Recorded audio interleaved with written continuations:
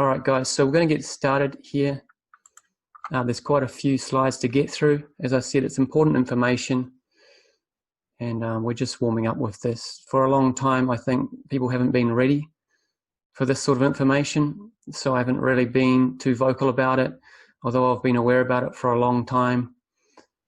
And as we know, we're moving through this COVID-19 crisis, as it were, and so things are coming to the surface. So this is a good time to start to bring forth this deeper underlying information so that people can become aware more so what is actually going on the planet right now, because there's a lot more going on than meets the eye, we could say.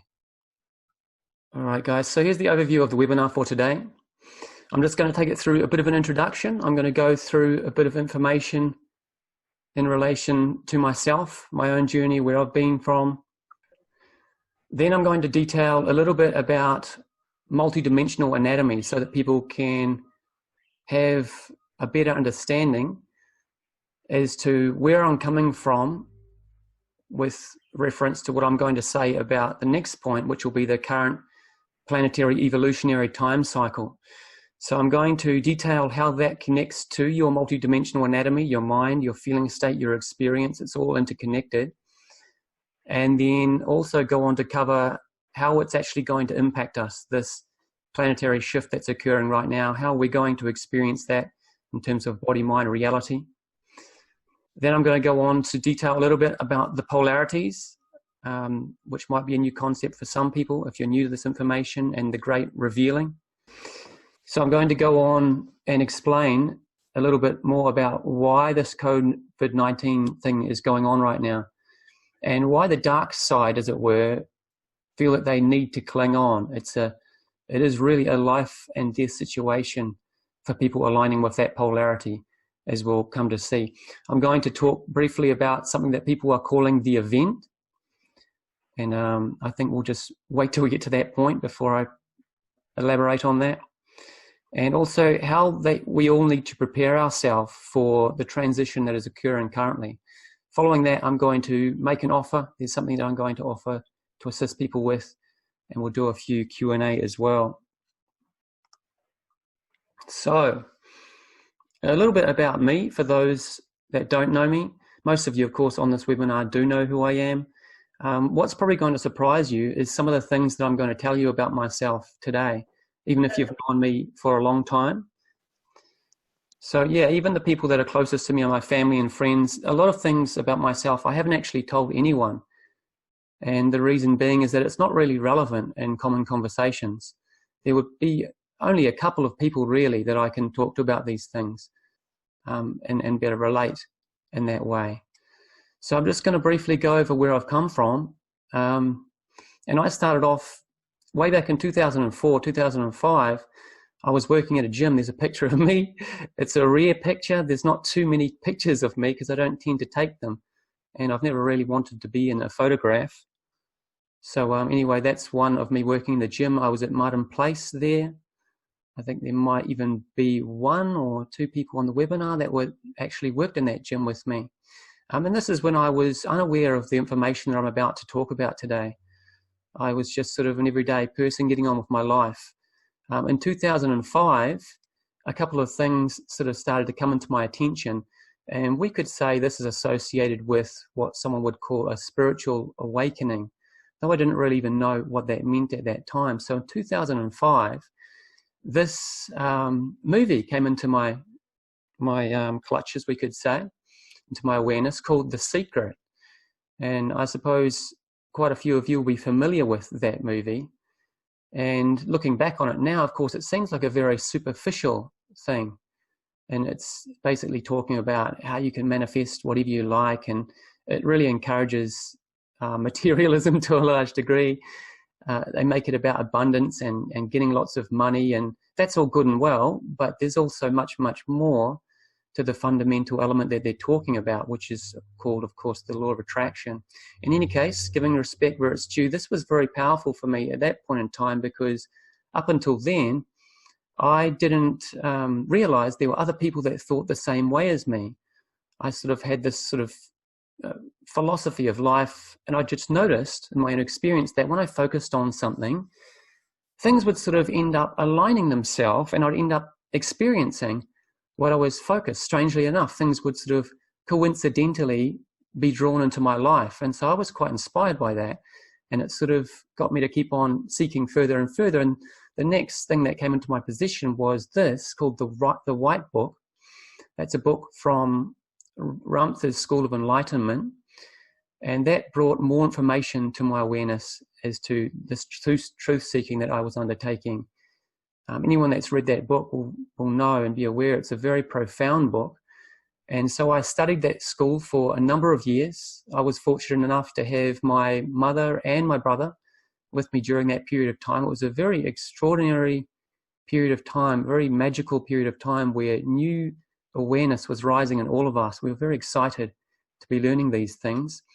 And at that point in time also, I became very excited because I became aware of the concept of astral projection, that you can actually leave your body and go to distant locations, etc., and sort of float around. And this concept was extremely exciting to me. So I ordered this book by Robert Bruce and Brian Mercer called Mastering Astral Projection, 90-Day Guide to an Out-of-Body Experience. And it's actually only, I think, within the first week or so of having that book and going through these exercises. Now, if anyone sees this webinar following this, he's probably going to get a few sales, because that's a pretty good testimonial. But I think it was just that I was ready for that. I was willing for that. And yeah, obviously on a very deep level wanted to experience that. So I did.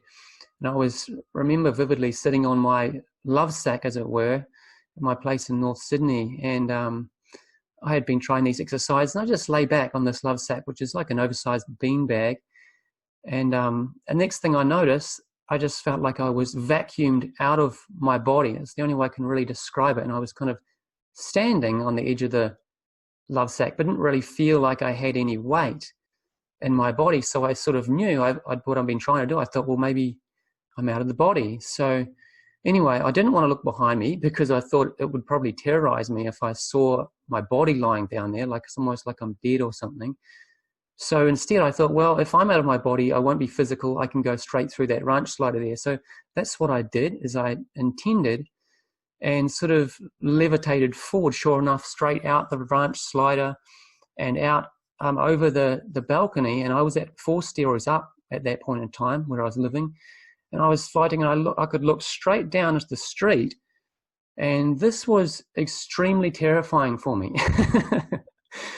Because 1, I'd never had this experience before.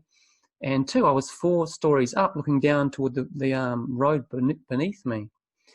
So I sort of started to panic at this point and started zooming off into a different direction down the street. And then fear overcame me, and I sort of snapped straight back into my physical body and was in quite a lot of shock. So that was a very fundamental experience for me, because up until that point, it's all speculation, isn't it? Do you die? I don't know. Is everything over once you're dead, or do you continue? There's all these sort of spiritual concepts that you can't really give a definite answer to. But after you've had an out-of-body experience, you definitely know that you exist separate to the physical body. And that's a subjective experience, by the way. It's not something that someone can prove to you. So that was very powerful at that point in time. Anyway, this is still back in 2005, right? Amidst my enthusiasm, I came into contact with various books and a group of beings. That's Adama, who is the head priest of Telos, which is a city of light existing underneath Mount Shasta, and has been there since. It's a pre-cataclysmic cataclysmic civilization, and has been there for over 12,000 years. So the moment that we start talking about this sort of thing, it's an affront to some people's mental concepts of what is possible, isn't it? How could someone like this contacted me? Well, it was through a book that the author Aurelia Louise Jones wrote called Telos. It's Telos 1, 2, and 3. And this book was very powerful and influential on me as well, called The 7 Sacred Flames, which I'll talk on a little further at a later point. But the concept of what they're ultimately explaining is that they lived in a past age during this time of Atlantis and Lemuria, where great cataclysms took place. And we're all familiar, of course, with the concept of Atlantis going under the water. It's a childhood story and that sort of thing. But it remains a kind of a mystery and an enigma, doesn't it? Until something much more tangible occurs like this. So as I was reading through these books, these beings, namely Adama and the other masters that were representing themselves through this book, they were able to connect with me energetically in a way we could say touch me in the heart and the mind intuitively, in such a way that subjectively I absolutely knew that there was something very special taking place. I was reduced to tears many times with the profound nature of this contact. So at that point in time, my eyes were wide open to the potential of non-local communication through a psychic means, and also the concepts that they were talking about were along the lines of bodily immortality, ascension, expansion, regeneration, coming into higher performing states, higher health, free of disease and suffering, and ultimately embracing the unlimited potential that human beings have. So this became very fascinating to me, and I continued to study. I researched books from extraterrestrial communications, such as this one from the Pleiadians by Barbara Maseniak. I read a number of her books as well. The Syrian communications from Patricia Corey were very influential on me. I really resonated with that. And again, it's an affront to the logical mind, because wait a minute, aren't we the only source of life, or the only representation of life in the universe? We're supposed to be told by so many people in the academic realms and things like that, although we all know it's intuitively that's just not the case. Of course, in many cases we don't have a proof. So here's one indication, well, two in this instance, of a communication from an extraterrestrial source. So if we're open enough to look at that, then, such as I was, then we can become aware of a different perspective. And so the information in these books, and here's another one, the Voyagers books, which was a communication from beings known as the Guardian Alliance, which are extraterrestrial beings that supposedly watch over humanity and are looking after us. And so the information, of course, is literally otherworldly. So this began to change the way that I saw the world as I continued along on this spiritual journey. And of course, if you've been on that process yourself, this is just everyday information. But for people that are new to this, it's quite amazing concepts that are being considered. So at about this point in time, between 2005, 2006, this remarkable being known as Babaji, Mahavata Babaji Nagaraj, came into my life in various ways. And his presence in my life was incredibly surreal and evident in many different ways. But most tangibly, a book came to my awareness, and you'll be familiar with this one. That's Paramahansa Yogananda. He's a world-renowned yogi known as the father of yoga in the West. And his book, Autobiography of a Yogi, you'll be familiar with, of course. It's a very popular spiritual book. So that came to my possession. I read about Babaji. I read about the masters, the yoga masters of the East, and their capabilities, their extraordinary powers and abilities, and became very fascinated in this. And whilst I was researching, I gathered the information actually initially from Rantha's School of Enlightenment about the concept of DNA activation, that we as human beings have a lot of untapped or latent potential within the genetic code. And so while searching for this, I discovered this man called Toby Alexander, or Master Shivananda Brahmananda was his Swami or monastic name at that point in time. And so he was actually a direct student of Babaji, who was the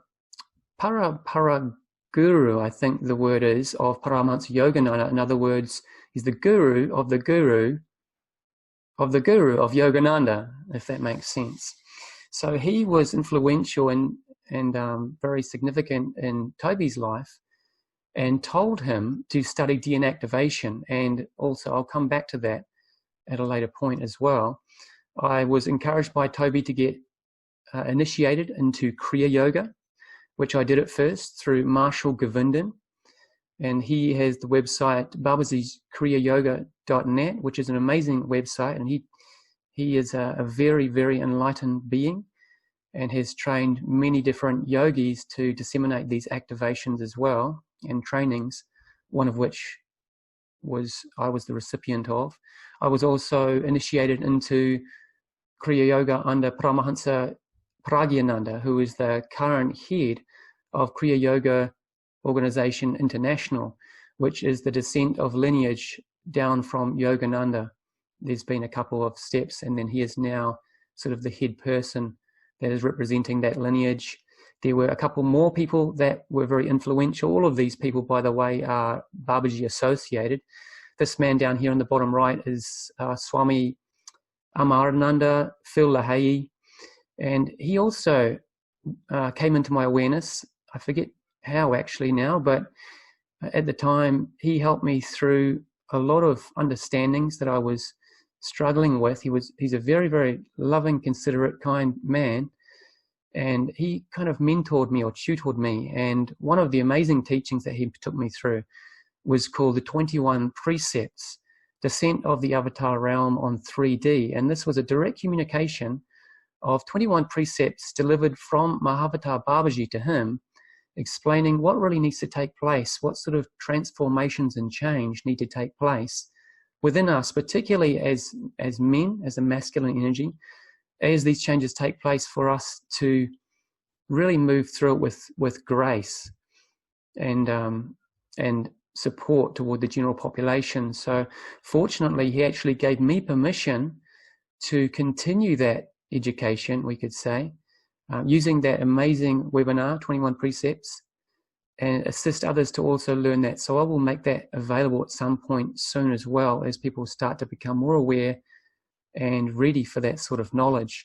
Now, another amazing person that was significantly influential at this point in time was Yvonne Delafleur. And she was also directly in contact with Mahavatar Babaji. And actually, Babaji guided Yvonne and Toby together, and they subsequently had a child together. And he also asked Phil Lahey, Swami Amarananda, to create a book with her, which they called Sacred Messages for the Children of the Earth. And these are extraordinary books. And I think book is not the right word for anything to do with particularly Yvonne's work. And it's similar to the Lemurian communications I was citing previously, in that Babaji himself can give you initiation through the book, through a direct energy transmission known as Shaktipat. And there's not really anything that I can say to detail what that experience is like, except that you will absolutely know for sure when that takes place, when he focuses his attention on you. It will not be an uncertain experience. You know, you've really stopped in your tracks there. It is a very profound experience. So that was they were my first sort of initial influences along this path. So living through 2006, this is the next great master that came into my influence. This is a Master Saint Germain, and he is detailed in the Seven Sacred Flames, and I sort of got a theoretical overview of who he is, what his capabilities are, what his role is in the coming transition and the new age that we're moving into, as it were. But it wasn't until I came across this book, Earth's Birth Changes, by Azina was the channel. And this was another one of these profound books, which is really better termed a portal for consciousness transmission. And like Babaji did before them and the Lemurians did before that, he managed to connect with me energetically and have me understand that these are beings that have a phenomenal capacity to reach anybody at any time, any place, as they are omnipresent. They are in many ways omnipotent. They have transcended so many earthly limitations and mortal limitations that they have extraordinary powers. So he was very influential on me as well. And it was around about that point in time, 2006, where I came into contact with this person as well, Grand Master Yang. And I was in a chiropractor's studio at this point in time, and his little assistant sort of started going on about energy, and so we found that we were both interested, and he got really excited. He said, "God, Jake, you wouldn't believe it. You got to see this guy. Oh, Master Young, they call him. You got to go down and see him. He's at the Mind Body Spirit Festival, and he's off the bloody charts, mate." And he went on anyway. I don't know if that's the right accent. He's Irish, I think. But he went on to inform me about how he had skeptically gone in front of Master Yang and ultimately said, "Look, I don't believe anything off the cuff. You're going to have to prove it to me." He said that Master Yang basically waved his hand in front of him, and he had this tingling sensation within his belly, and then suddenly was bursting to go to the toilet. And he subsequently came to find that he had resolved a blockage that he had in his kidneys, and that was causing him pain for a long period of time. And Master Yang had somehow managed to clear that blockage just by moving his hand. So I was like, wow, this is pretty amazing. And just as a side note to that picture there, that violet energy that you see above Master Yang, this is just a picture of him in Skype. It's not that there's a violet or purple light above him. There's a normal light above him. It's just that somehow through Skype, with the light above him, his energy field, or the energies that he's working with, was revealed through the technology. So that's great, because we like to have a little bit of visual proof, don't we?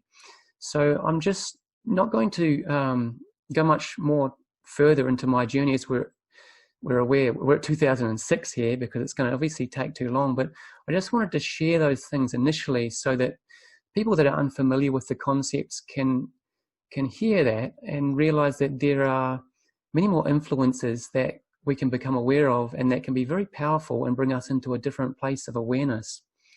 So with Master Yang's assistance, I was able to learn how to channel energy, the vital force, through the body. It was very distinctive. I was in Pitt Street Yoga Center, and Master Susan will remember. I think she's on the webinar currently.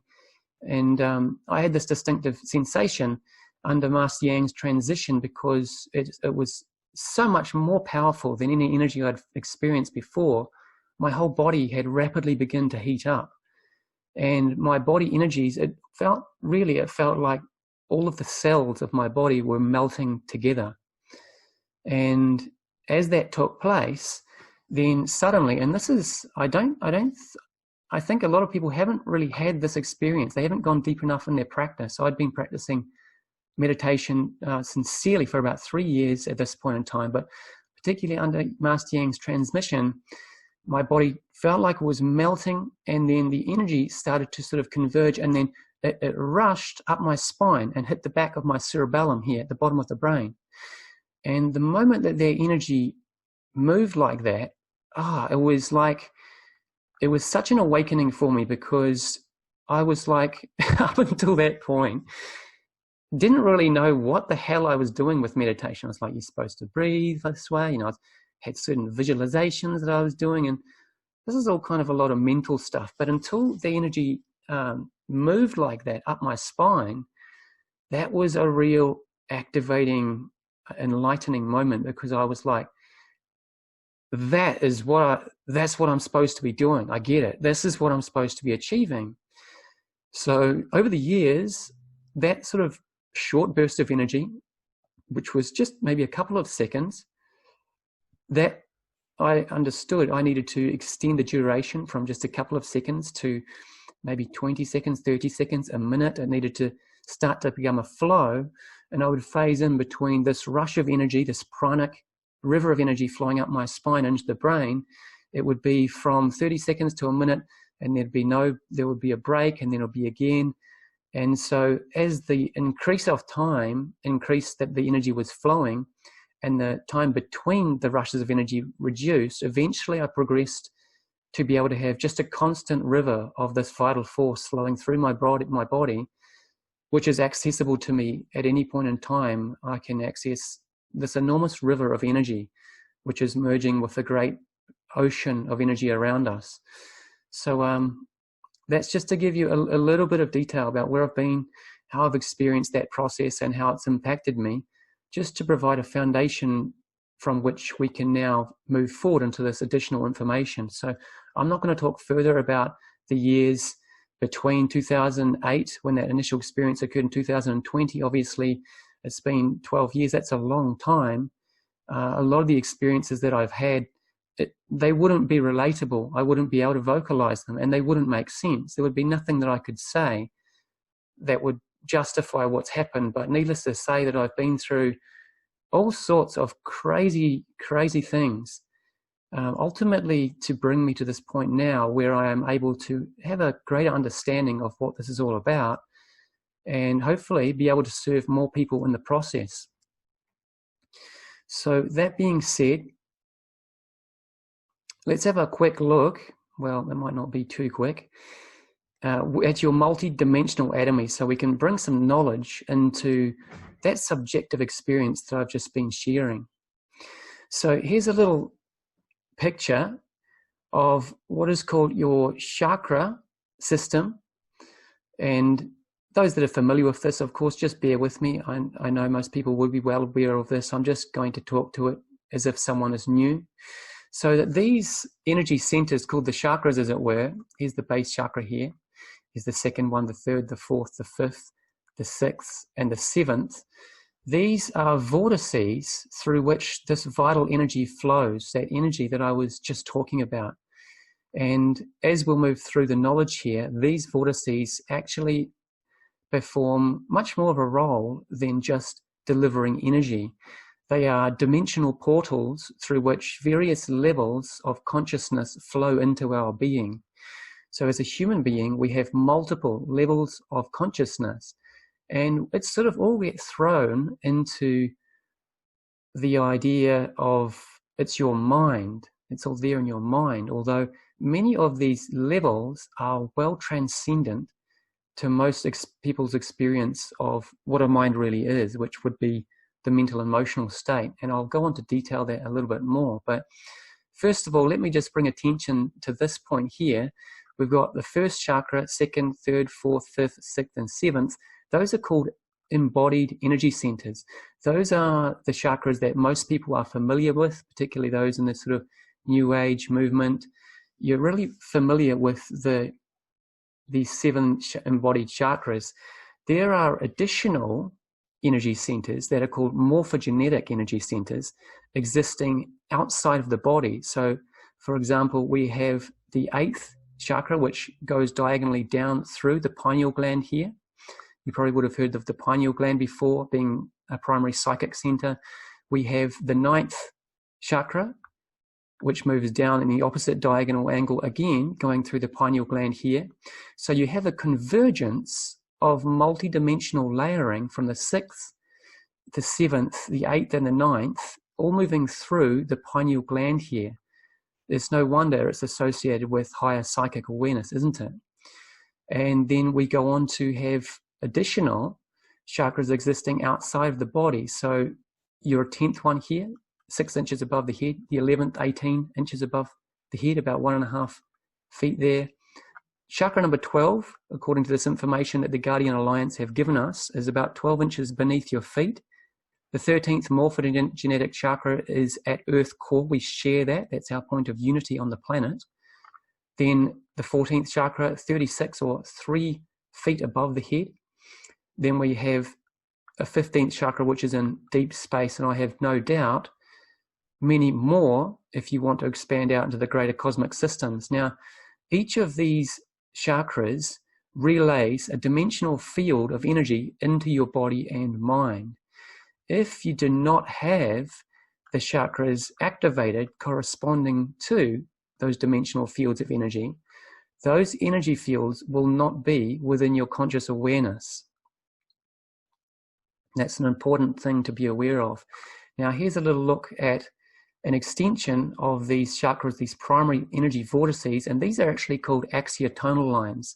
They are electromagnetic light ray lines or channels that move through the body in correspondence to the dimensional fields that are entering the awareness. So as you can see here, they travel down through the body, and these are correlated with what people have called meridians, nadi, vital energy vessels that allow the life force to move into the body. And if they are not operational correctly, what you find is just like if you have the wiring messed up in a switch, for example, it will not allow the light bulb to go on. You'll need to correct the wiring before it will switch on, right? So if these energy lines are not operative within our body physiology, this is what can create the problems that we experience as disease, ailment, dysfunction within the body. So let's take a look at that a little bit more deeply. So here's our chakra man standing here with the 1st through 7th, 8th and 9th embodied energy centers. These energy centers are regulating dimensional fields of energy. Now that's not just an esoteric concept. It is a very real and practical concept. So for example, the first energy center or chakra organizes the material or earth matter base. Here it is here.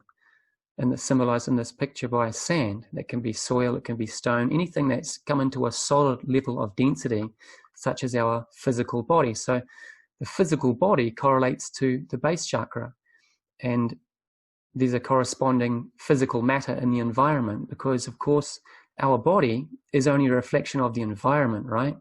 It's made up of the environment. It's just that we're inhabiting that. The second energy center relates to the fluid element. So within our body, that relates to what's flowing through your cardiovascular system, isn't it? Your blood, the interstitial fluid, the hormones and nutrients that are moving in a fluid fashion through your body are being organized by the frequencies within this energy center here, your sacral chakra or your emotional center, which correlates with the water element. So next up, we've got the fire center, the solar plexus chakra. Note the correlation, solar and fire. And this correlates to the fire, which is going on in the environment as well. And we have here an example of that.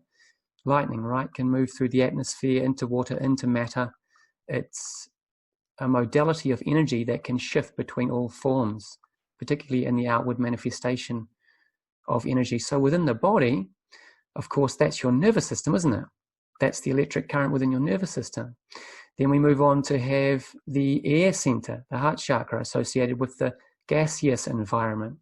So you see how the body is a microcosm of the macrocosmic universe. The outer environment is reflected, of course, within the body. And this has correlations with our state of being, our mind, how we feel from day to day, our health and well-being, and all of those other things. So above this point here, the air energy center, which correlates with the atmosphere, we have to go into what are called ethereal elements, which are associated with cosmic light and vibration from the sun and stars, essentially. It's starlight. The sun's just a star. It's just the closest one. So these frequencies, which are invisible for the most part, are associated with these higher energy centers, and they, for the most part, escape most people's awareness, and I'll explain why. So here we have it. We have the descent of energy moving outward from these higher levels of energy, ethereal energy sources, down and out into our nervous system, producing electrical impulses. That's organizing what's happening within our organ system, such as, for example, you eat food, it goes into your stomach, and then you get instructions from the nervous system to then break it down.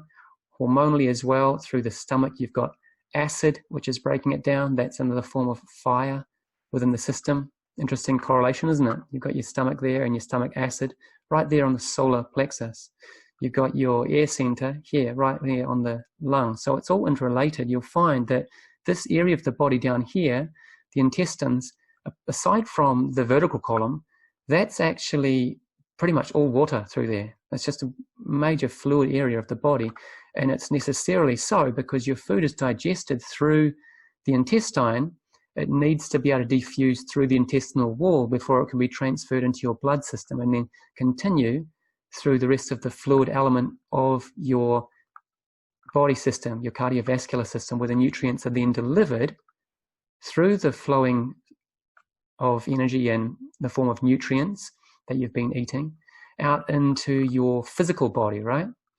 So it's going from non-physical up here, mind, intention, and energy, outwardly into physical matter, where you have your physical body. Now, this is really important to understand, particularly in relation to health and disease, because a lot of people perceive themselves to just be victims to disease, and they don't realize that actually it's being caused by certain energies that they are activating within themselves because of the focus of their mind, because of their mood and the way that energy is responding within them hormonally through the nervous system, etc., right? So that's a little rundown on your multidimensional anatomy, as we basically have energy moving from non-physicality outward into more and more densified levels of matter. And that's what we really are as a human being. We are a composition of a multitude of different energy frequencies ranging from non-physical to physical. So there are associated learning outcomes related to these dimensional fields. And this is very important knowledge or information that really we need to have the whole population comprehending really well, because if you don't have this knowledge, and this is spiritual knowledge, this is esoteric knowledge, occult knowledge, if you don't have this knowledge, then you don't realize, it doesn't occur to you that life is occurring not just by random for things to occur, and you might have fun or not have fun, or it's not just about random things happening. It is a particular arrangement, a design, we could say, to allow our consciousness to continue to expand and our understanding of self.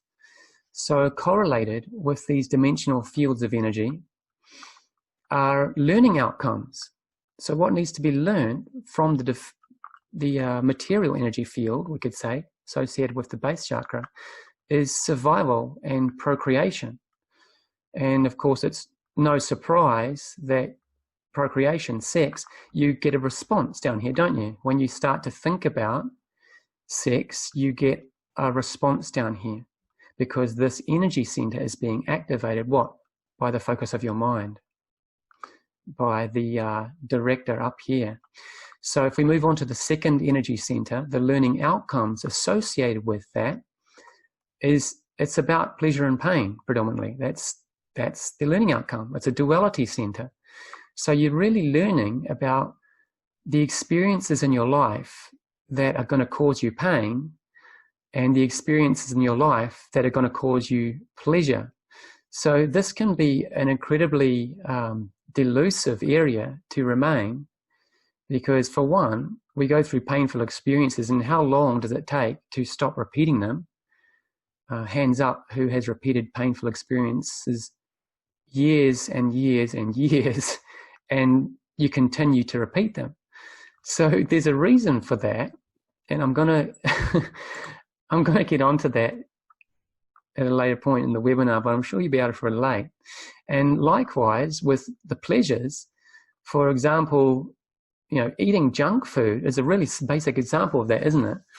You eat junk food mainly because it's pleasing to your taste sense. Logically, so in your intelligence, that this is not the right thing to be eating. And yet you're drawn back to it again and again, despite your intuitive awareness that that shouldn't be done. You continue to come back to it. So there is an addiction element associated with this energy center here, an addictive element, and it keeps us coming back, and it has correlations with our emotional body as well. Now, this next level of awareness here, the solar plexus chakra, this is about power, control, victimization, tyranny, competition. It's a polarity center, and a lot of us get stuck in that one because it's also the seat of the mental body.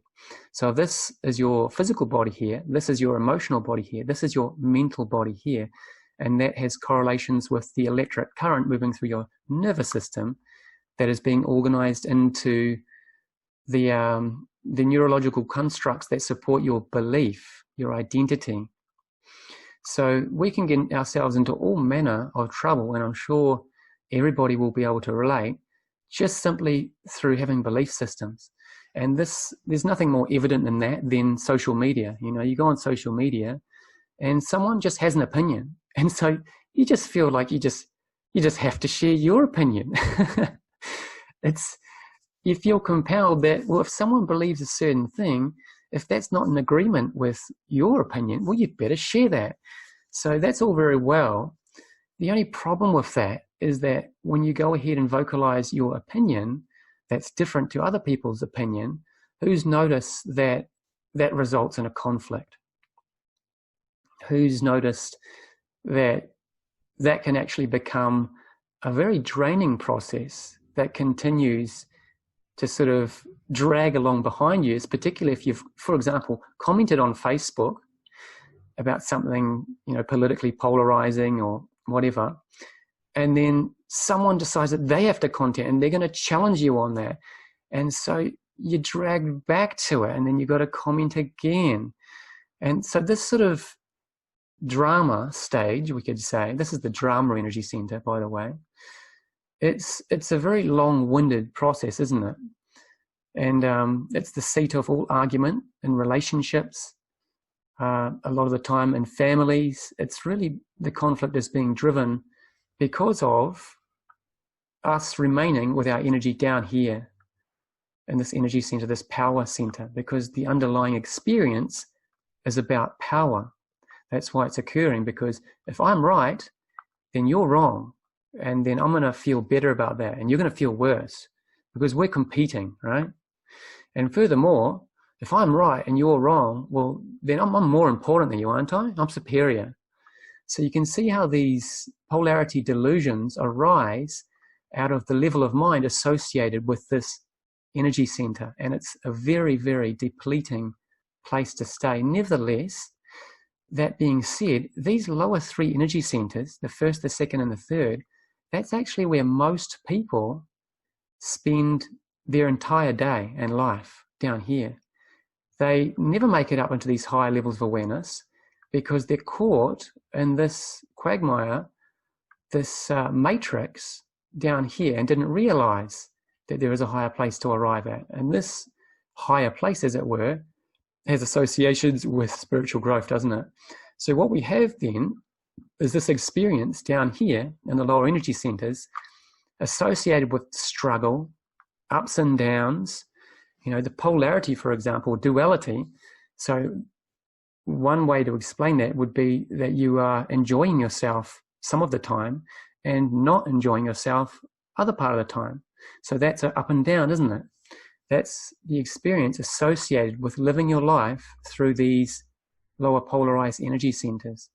You know, you go and have a lot of fun at the weekend, and that's all joyful and exciting because you get a bit of freedom at the weekend. And then you arduously struggle back into work on Monday. And so your mood state drops down, and oh God, I've got to go back to work. So that's an example of duality consciousness, right? Your duality is swinging from the extremes of enjoyment and not enjoyment. And that's really what causes a lot of the suffering in our life. It causes a lot of the stress in our life. Things don't go according to plan. So we get angry. People challenge us. So we get angry and react to what people say. We feel sad that things aren't occurring the way that we want. I mentioned addiction before. Misery and depression are the lower end of the spectrum of emotions associated with living in these lower energy centers. So what then is associated with these higher energy centers? Well, these are just some very general words to describe the experience that we can have as we move up into these higher energy centers. So freedom, meaningful purpose, deep fulfillment, peace, blissfulness. Now, why these experiences are occurring as your energies rise up to these higher energy centers, and I'm going to get on to how to achieve that shortly, is because you're letting go of the anchor of these things here. You're letting it go. And we can take a phenomenally long amount of time to come to realize that we are holding ourselves down in this struggle simply because of what we're choosing to interact with in our life. And that there is a way to ascend our energies into these higher energy centers, to let go of that struggle, that suffering, that argument, that conflict, those ups and downs, and have an experience that evens out more into a consistent enjoyment. It's not that we are going up and down from one thing to the next. It's just more that life is occurring and that there is continuing, ongoing revelation of new events that continue to remain interesting and evolve from one thing to the next. So you're never getting bored. You would never ever possibly get bored when you're up here in your energy, because it's always going to be evolving and changing. Boredom is something that occurs down here because you're basically locked in the same old things because your energy's stuck and you're moving through basically Groundhog Day, right? So of course, as your energies rise up closer toward the brain, you get this natural physiological response which elevates your endogenous biochemistry, your hormones. It releases endorphins. It gives you blissful feelings, ecstatic feelings and sensations if you rise your energy really high. And as the correlation with the conflict energy center is dropped, then peace is the natural outcome of that. So let's move on to the current planetary evolutionary time cycle, and then I'll detail how those things fit together after that as well. So there's a lot of different evolutionary time cycles that are occurring that most people are not actually aware of. And here's just one example. This is the Pleiadian star system. And as mentioned, I've read multiple communication from the Pleiadian beings. And one of the things that they draw to our attention is that our sun, our solar system, is actually the 8th star of the Pleiadian constellation, with Alcyon being at the center there. So apparently it takes around 24,000 years to circumnavigate that great central sun of our particular local constellation. It takes a 12,000 year cycle in a descending arc, we could say, as our planet and our solar system is moving further away from that central sun, Alcyon, and then 12,000 years around about to move in orbit back around to a closer relationship with that central sun. So I've just taken this image from Isha Foundation, to give credit there, from Sadhguru. He's an enlightened master that has experienced the most profound levels of reality. So he's definitely someone that is worth listening to. And one of the videos that he goes into in his plethora of expose of various different topics is this cycle of the yugas. Now, the yugas are an ancient concept that are detailed extensively in the great Indian epics, the Upanishads, the Vedas, the Bhagavad Gita are all great books, ancient books. Likened until Christianity has a Bible, they have these great ancient sort of religious books that detail things. Only the Indian stuff, the Hindu stuff, goes into much, much greater depth than the Bible. So Sadhguru goes into detail about this cycle of the yugas, and it's very extraordinary to listen to him describing each component of these yugas and what it's like. But the main thing that I gathered from this is that as our sun, and just in this image here, this is an example of our sun and solar system, it's going through what's called Satya Yuga. And that is when the solar system is closest to this central star and therefore receiving its light more effectively. And so as our solar system moves closer to the star, energy is rising within our solar system. We're getting more energy from this great central sun of our stellar neighborhood, our stellar star cluster. So consequently, all of the life forms on the earth begin to elevate and function. They begin to function at a higher level, and we could say more of their genetic potential begins to activate. And then as time progresses and the cycle continues, our solar system and planets move away from that great central sun in a descending arc toward Dwapara Yuga, and eventually Kali Yuga is associated with the Dark Ages, when the sun is furthest away from this mother sun, we could say, and therefore the energy is at the most reduced amount. Life forms on the earth have degraded to a lower level of consciousness. So that's just one example of how ages come and go, and consciousness elevates and then depresses as we move through these massive cycles of time. And as you can imagine, I mean, 12,000 years, that's really about as far as it goes back, at least the modern archaeologists want to admit, about as far as our timeline goes back in terms of modern history or recorded history. And if that's just half a cycle, well, just imagine how much more has gone on that we are unaware of. So another cycle, sorry, I'll just didn't realize I had that slide there. But let me detail that just further to what I was saying. Here's the depiction, right? So as we move further away from that central sun, here is the energy centers and energy moving down into the lower energy centers. So we're moving more down into survival, pleasure and pain, a degree of mental activity and conscious awareness. But as we're moving further and further up and closer and closer and closer toward that central sun, the energy centers are rising in function.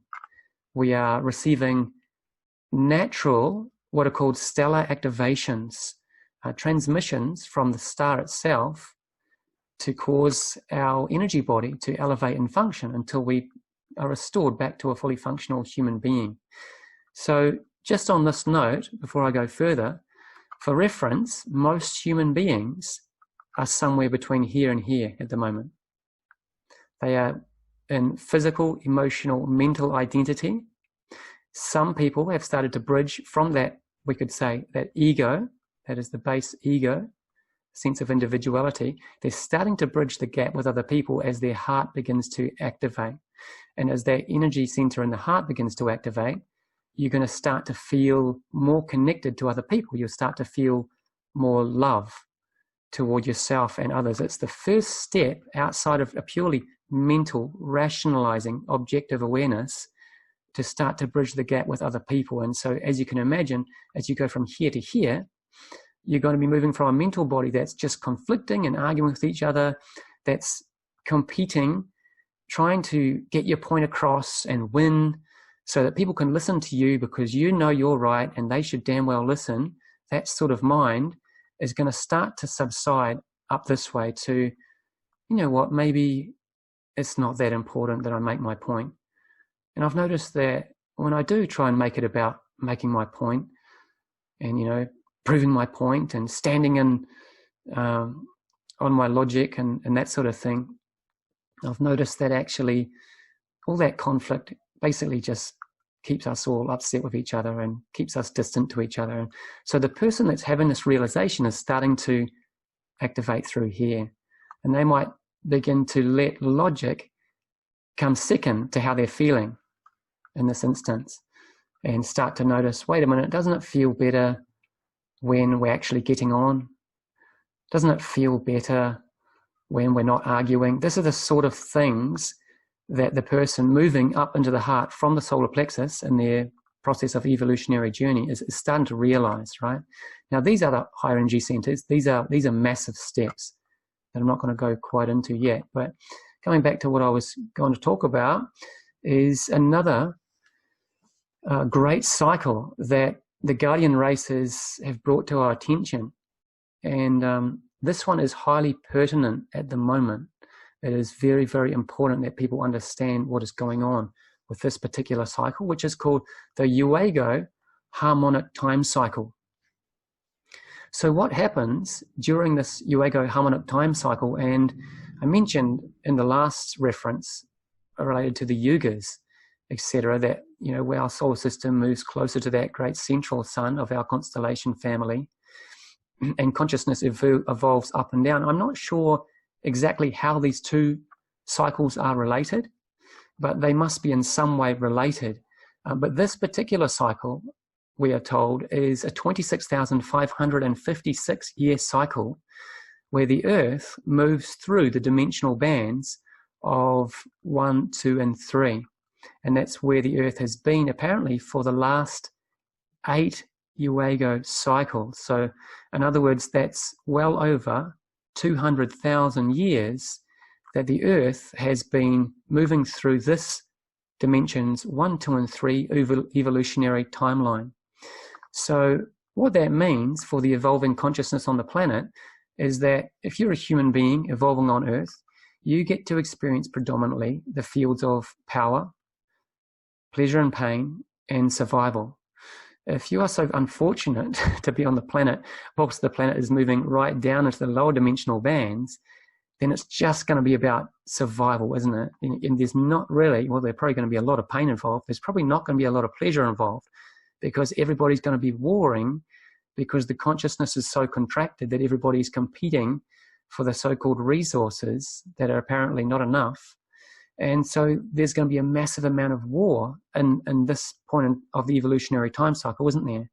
So this is the time where civilizations are destroying themselves and massive war is being orchestrated across the planet. Now, as the timeline proceeds through this harmonic time cycle, the Uego, the Earth moves up through the dimensional bands, people are starting to develop civilization. You know, they've got their things that they need to survive. You know, they've got their houses, they've got their living quarters, they've perhaps got a currency or at least a barter and exchange system so they can start to have a more civilized existence. And when you have those two things, when you have somewhere to live and something to eat, you've got survival taken care of, haven't you? It's done. We've ticked that off. You can move on in your conscious journey up into the next level, pleasures and pains. So you're sort of starting to experience, okay, I'm surviving. I've got the things that I need. Now what am I going to do with my time? Am I going to go out and play, or am I going to go off to work? You know, you're getting these sorts of concepts. There's a bit more freedom associated with it. And you're starting to learn about the balance of that particular energy center associated with your emotions. As this evolutionary time cycle moves on and the planetary energies move more up into the third dimensional bands, that's going to be a heightened place of electrical development. Remember, we have physical matter, we have water, and we have fire associated with this dimension. So this is when civilization has moved on past survival, past those basic requirements, not only having what they need, enjoying themselves, suffering some of the time, but moving into a place of real conscious development on an intellectual level. So this is where you'll have all of the science and stuff start to come out.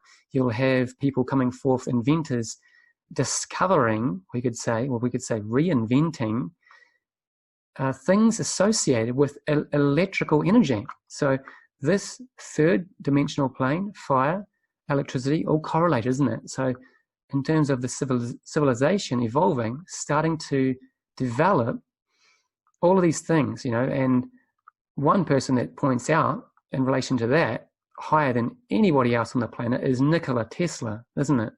I'm sure everybody's heard, or most people have heard of Nikola Tesla. For one thing, this webinar would not be occurring. The lights in your house would not be operating without Nikola Tesla's invention of alternating current, right?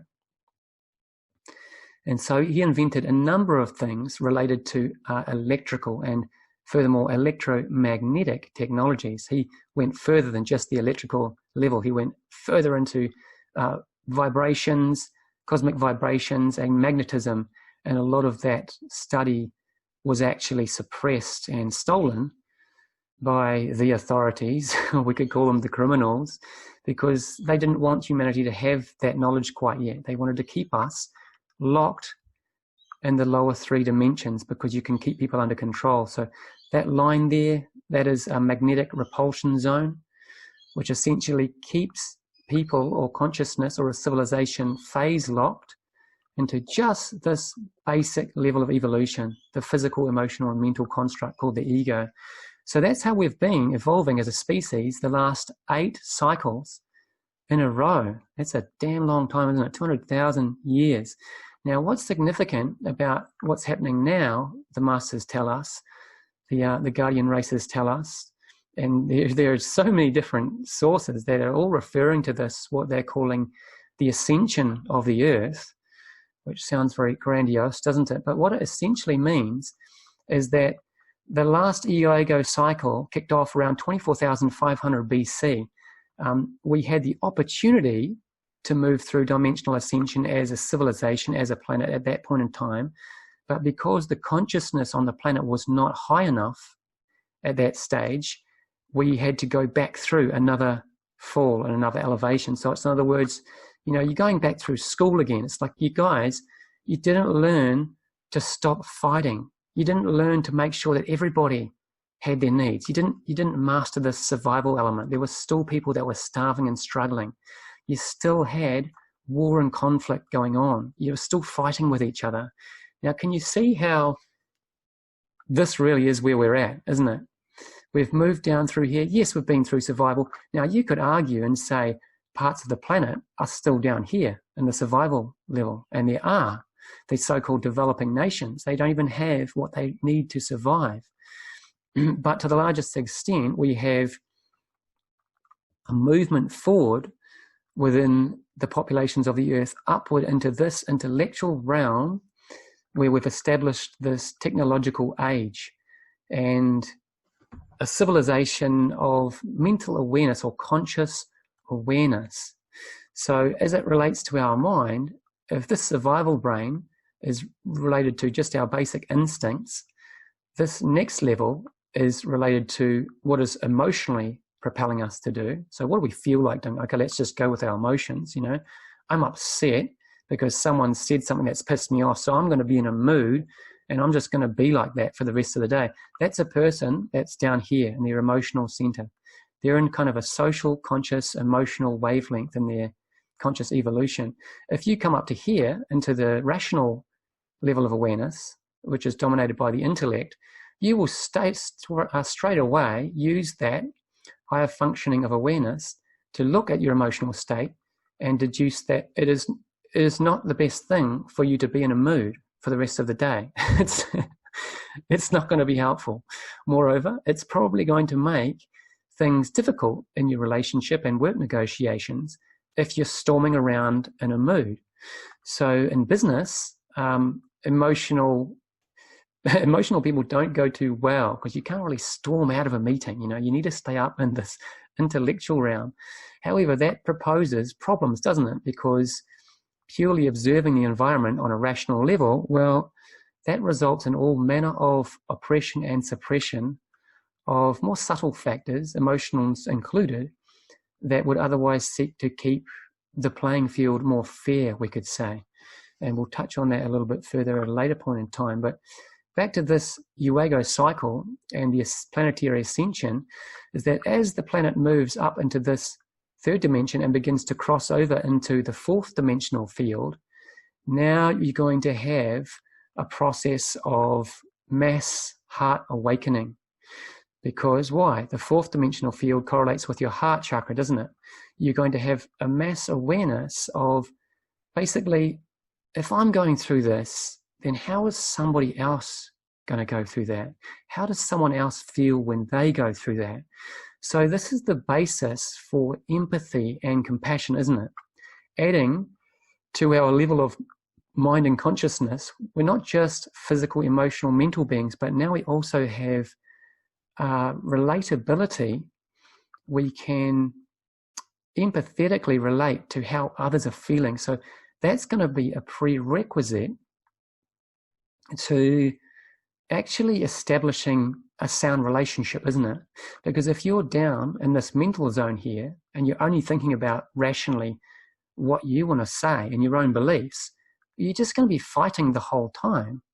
If you're going to bridge up into the heart center here, if you're going to come up into this heart center, it's going to evolve your perspective, isn't it? You're going to start to mature a little bit and go, wait a minute, maybe in this conflicting situation, I'm going to take a step back. I'm not going to take a step forward into the argument with, this is what I believe, and you need to listen to me, and I need to be heard, which is actually something that's quite common, really, isn't it, in interpersonal interactions. But the person that's coming into the heart is willing to, it almost feels like it's a backward step coming from the mental plane, because the mental plane's about war and battle and conflict and being right. So it's like, well, if I take a step back, it's like I'm surrendering. They're going to take a step forward. They're going to gain ground. They're going to beat me. So you see that this mentality of the third dimensional perspective, we could say, the mental perspective, has to be flipped on its head to go up into the heart and to say, actually, I'm going to take a step back. I'm going to sideline what I think and what I feel right now, and I'm going to listen to what they've got to say. And I'm going to sit there and I'm going to take it in and allow them to get right through that before I come back with what I feel I need to say. So that's a person that's starting to come into this level of awareness. So now, here's the thing. This next one, the fifth dimension, which correlates with your throat chakra, this is a different kettle of fish altogether. Because the moment we start to enter into this fifth dimension, well, the energies associated with that are truth. So this is going to be like a searing expose of everything that has been hidden.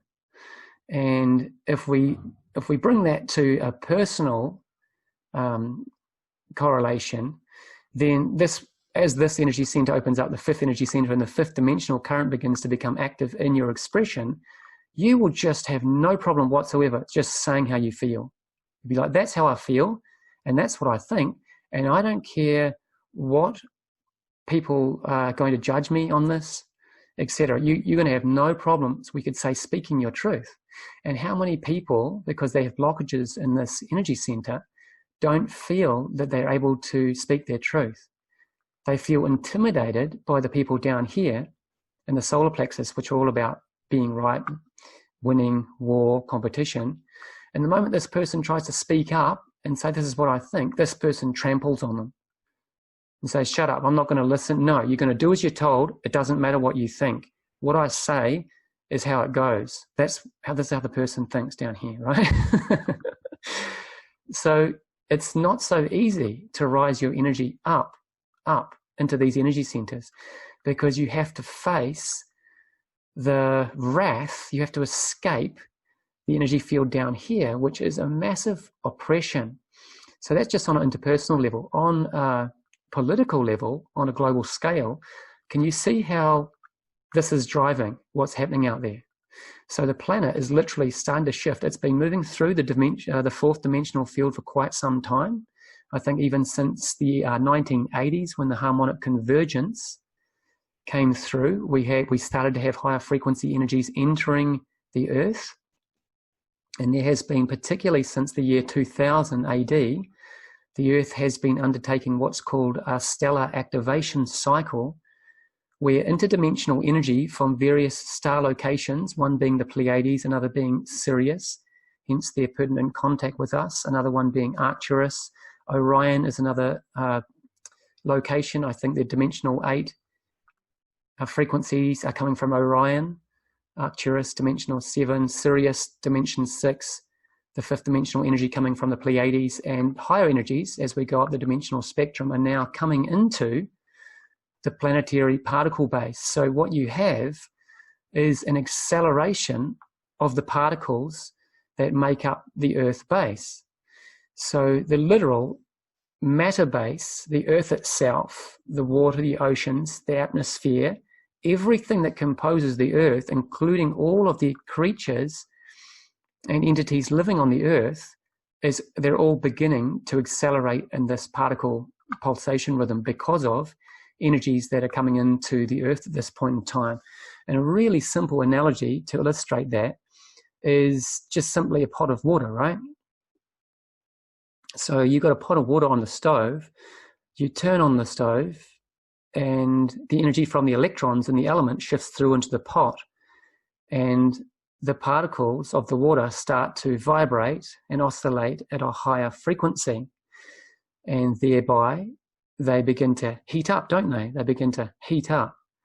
Now, remember or recall my mention of myself sitting in Master Yang's class in 2008, and I felt like my cells were melting. So the particles and atoms of my body were beginning to increase in particle pulsation rhythm, and one of the effects, we could say, tangibly, is that it heats up, right? Things heat up. So this is associated with global warming, right? You see the correlation here? And that we're having this global warming. Yes, it's definitely taking place. And the unenlightened people are trying to say that it's due to this and that, which are generally associated with political agendas. And I don't know, maybe proposing that we have a carbon tax placed upon us. Because the relevant thing is that the trees that we have all over the earth, that we could say the elite are chopping down by like football fields every few seconds at the moment, well, they actually take in carbon dioxide, right? So I can see that there's a solution to this so-called issue. If they're thinking that carbon dioxide is an issue, well, hey, why not just plant some more trees? By the way, trees transmute that and put it back into oxygen, which we breathe. So it's kind of a beneficial reciprocal relationship, that one. But that's actually why we've got the global warming occurring at the moment, because the particle pulsation speed is increasing. Some people are saying that the Schumann resonance is increasing. That's the vibration or the heartbeat of the Earth. And the reason that this is occurring is because the Earth is moving upwardly into these higher dimensional bands through what is called a transharmonic shift or planetary ascension.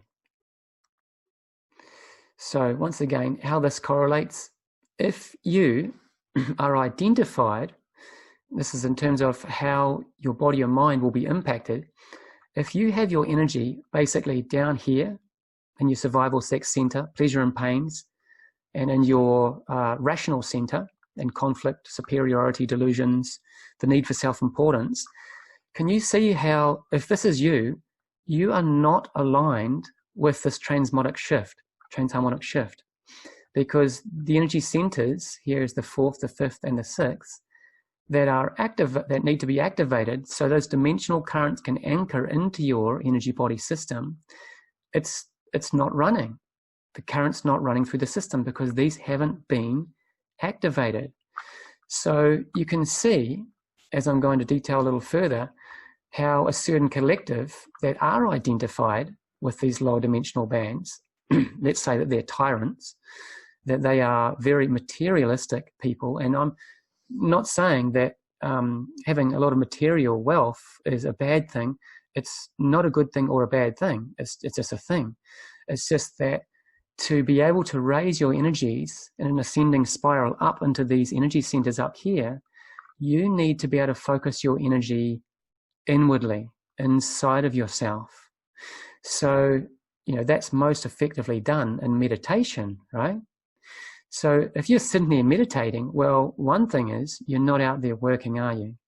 You're not out there physically walking around. The energy is not being transmuted down from your intention out into the nervous system, the biochemistry and physical body to action your physical body into a coherence called movement, through which you can take the actions required to get stuff done. That's called work, right? So as you work, you produce money, and this is also known as the money center, which gets stuff done on a physical level, doesn't it?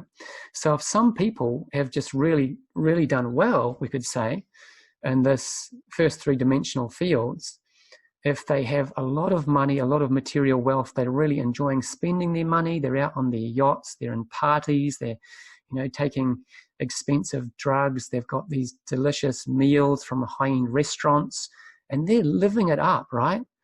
And they also have a position of power, we could say.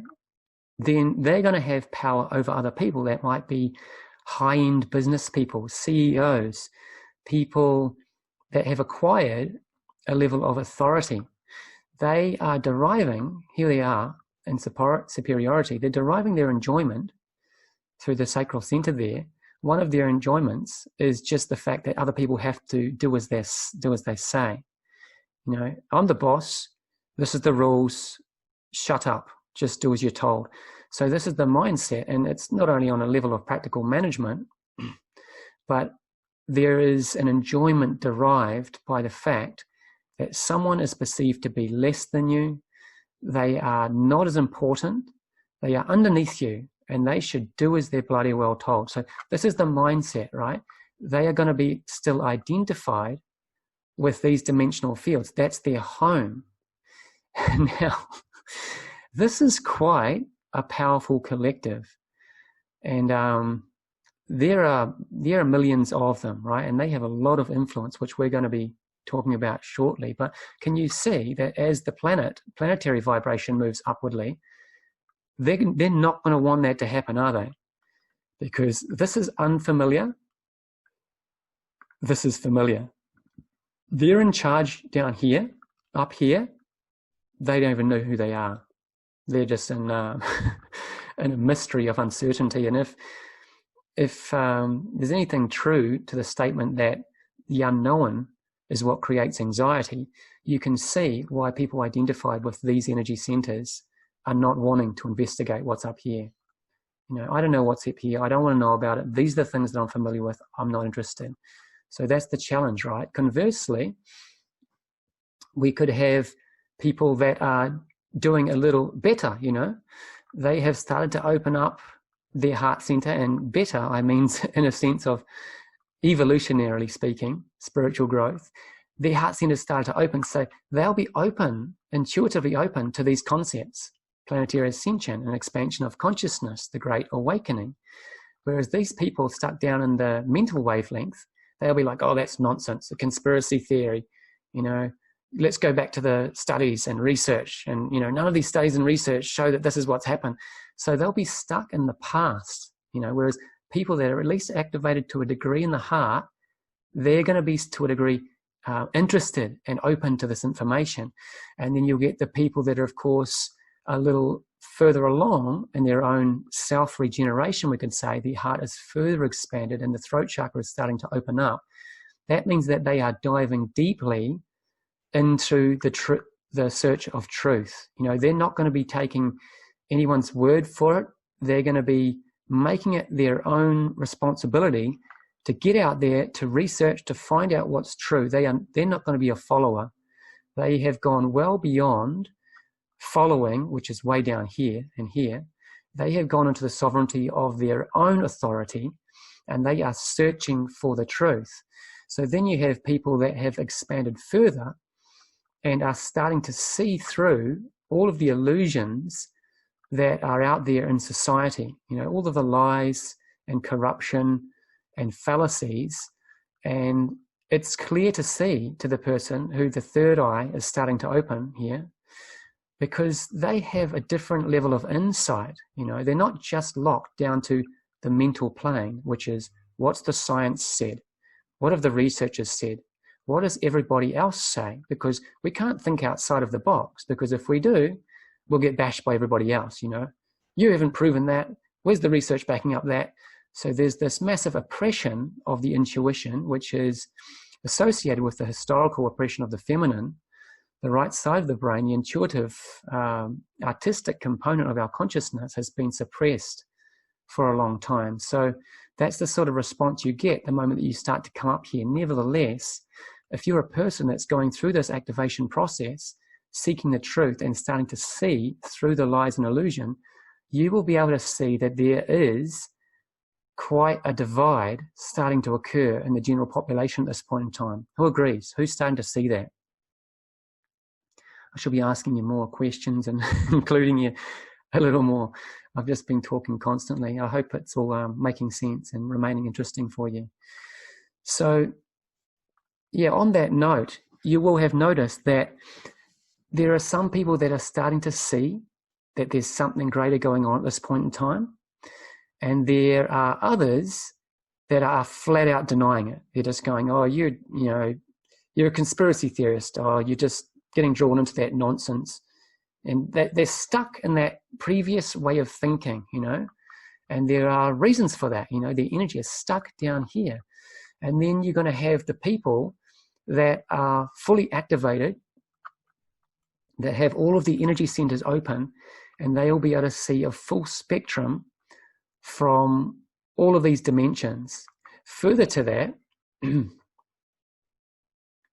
this is what we are, oh, just a sec, person coming through.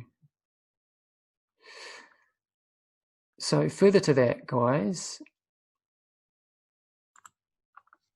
this is what is going to bring about, and what is bringing about, the great revealing. And what is starting to become obvious is that there is a polarization in consciousness, and this is all associated with this symbolism here, the yin-yang symbol. I'm sure you're all familiar with it.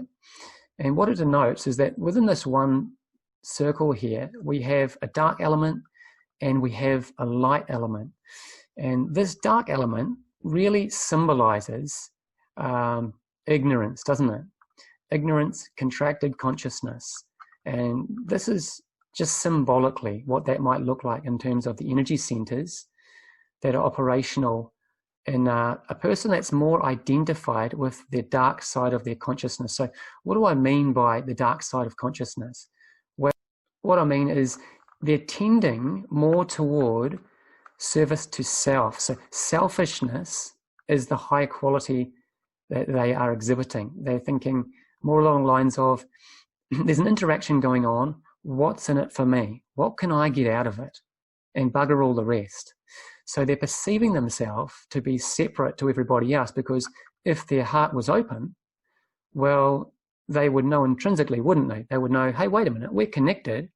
We have a relationship. If I'm going to be benefiting in some way, shouldn't I make sure that everybody benefits? So the people that are identifying with this service to self, or we could say negative polarity, they are all just thinking, what's in it for me? How can I manipulate the situation so that I get more out of this, and, you know, fuck the rest sort of thing. On the other hand, we have the light polarity of this yin-yang symbolism, which is the service to others, or the positive polarity. And these are the people that have got more of the energy centers open, particularly the heart and higher energy centers.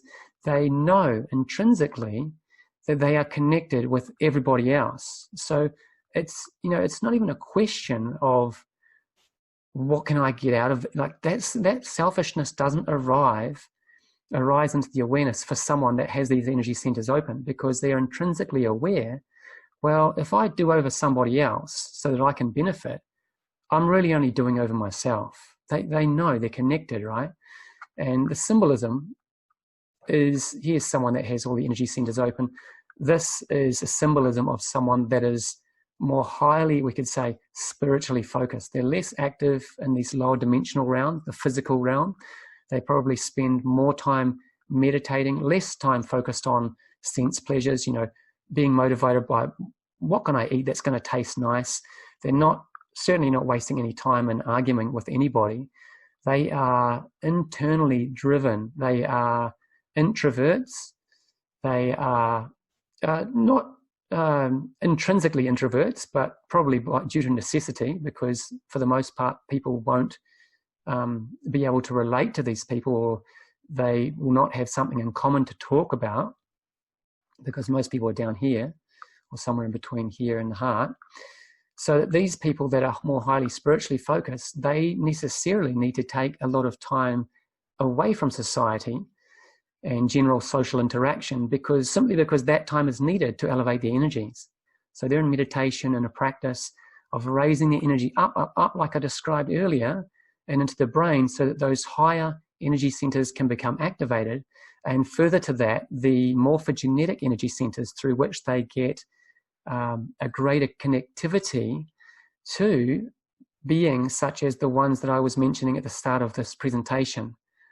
Immortal beings, extraterrestrial intelligences, higher cosmic beings that are able to begin to work with these people, because basically they have attuned themselves, they've attuned their radio station so that they can receive the bandwidth of that higher consciousness. Then you have people that are closer to sort of the earth, we could say, that are taking action, getting stuff done, and are supportive of this light agenda. Let's do things cooperatively. Let's work together to make sure everybody has what they need. Let's look after everyone, etc.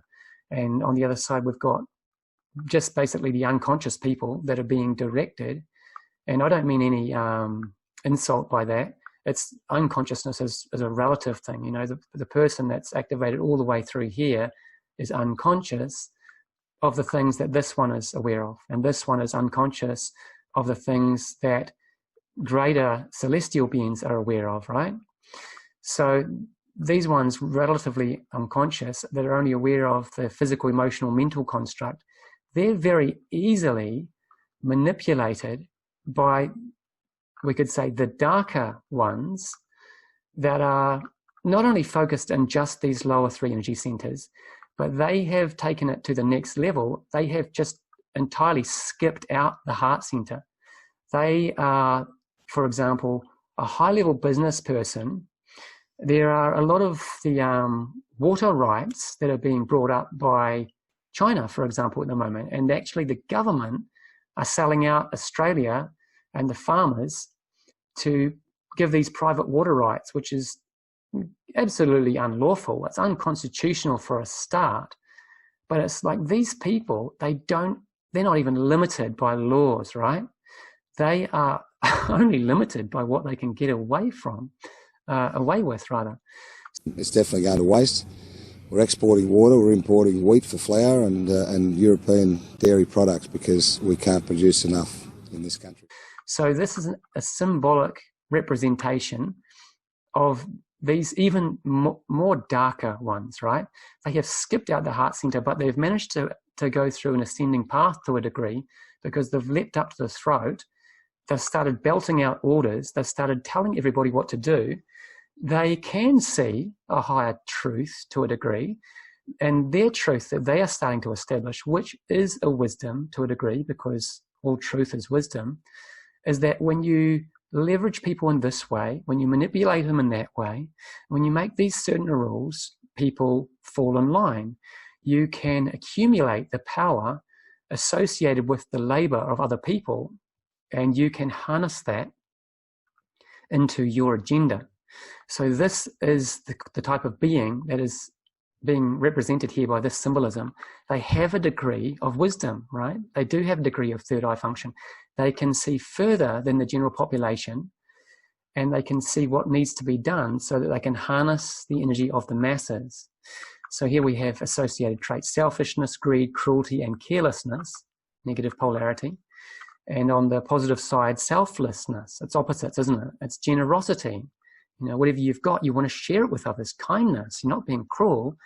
You are, in your interactions, thinking about how can I conduct myself in a way which is going to be even more beneficial, even kinder? How can I do it in a way that's going to be less hurtful? And of course, consideration is associated with that, isn't it? And then we, of course, have in the middle of the two polarities these great cosmic beings that are referred to as ascended masters, and Adama and the ascended Lemurian civilization, Babaji and Saint Germain are all examples of ascended masters. They have gone through this process. They have moved on from the first three energy centers up through the higher energy centers and up into the morphogenetic energy centers until they have completely liberated themselves and exist entirely outside this duality, polarity conundrum. So they identify themselves with neither the positive or the negative, and yet they experience themselves as both simultaneously. They are one with both sides of the coin, we could say. So they are the great arbiter, we could say. They have a different point of view, and they oversee the spiritual evolution of planetary and solar cycles through which beings are growing up through this process of biospiritual evolution that I have been referring to. So, coming back to the COVID-19 drama and why the dark side must cling on. I probably don't need to say too much more, do I? I've basically all said it, but you can see how that swings back around to now why we've got this COVID-19 thing going on. And anybody that's reading my emails that I've been sending out will be aware that this COVID-19 is not something that's come out of a bat market or whatever, a wet market from bats. It's not something that's accidentally come out. And interestingly enough, not long ago, there was a professor, Harvard professor, that was arrested in relation to the production of bioweapons. And 2 Chinese nationals were apprehended at the airport trying to take biological samples and vials from this research institution in America to China. I think they may have been on their way to Wuhan. So there are all this sorts of evidence that's starting to come out, and I've detailed all sorts of other things in those emails as well, that all suggest that this is a deliberate thing. There have been professors, scientists, and doctors that have come out and said this is a chimeric construct, this is a man-made construct, and this has been deliberately orchestrated. So you'll be well aware, if you've been following along with that information, that this is the sort of narrative that's been going on. Now, look at what's happened through this, though. It's given them the reason, the justification, hasn't it? It's given them the justification to lock down the world. Now, look at this here, this bar here. Between the lower 3-dimensional levels of physical, emotional, mental, material, particle base, and this ascended realm of light and vibration associated with higher consciousness and freedom. And the earth is trying to push its way up. It's in the process of ascending up. These guys are in the process of trying to hold it down, right? So how do you hold down a population? Well, how have you all been feeling locked inside? Has it made your energies jump for joy? Have you felt particularly excited about it? Or have you gone into states of sadness, depression, maybe misery? You know, these lower vibrating states are, of course, emotional states associated with these energy centers. So what these guys are trying to do is that they are trying to phase lock the Earth into this dimensional field to keep our planetary evolution locked again for another 26,556 years through that same cycle. And if we really get down to it, this is a consciousness, a dark consciousness that has been here, present on the planet for hundreds of thousands of years.